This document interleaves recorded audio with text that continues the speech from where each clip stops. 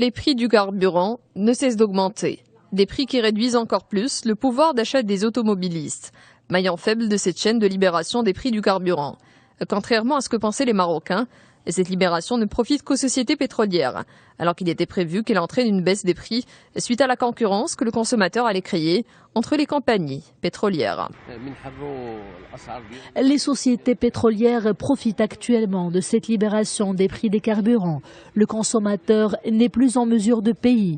Ce qui me semble bizarre, c'est que les prix partout dans le monde sont au plus bas, sauf au Maroc.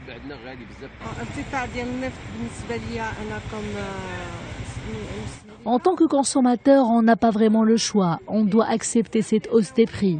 Je ne peux pas ne pas conduire, c'est une obligation.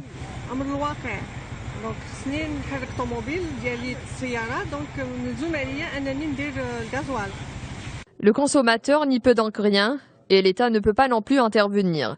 Ceci ne s'arrête pas là. Cette hausse des prix des carburants a un impact sur plusieurs secteurs.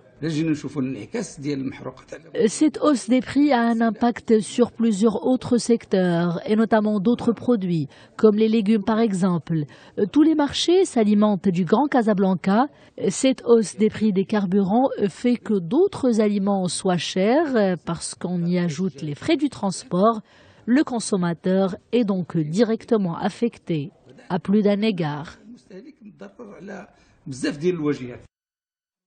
En effet, plusieurs spécialistes et économistes avaient déclaré que la libération non étudiée des prix des carburants représenterait un grand risque dont les répercussions n'avaient pas été mesurées. À la veille de la COP22, et avec ces prix, et qui s'avèrent exagérés pour certains, rouler en vélo serait une bonne idée.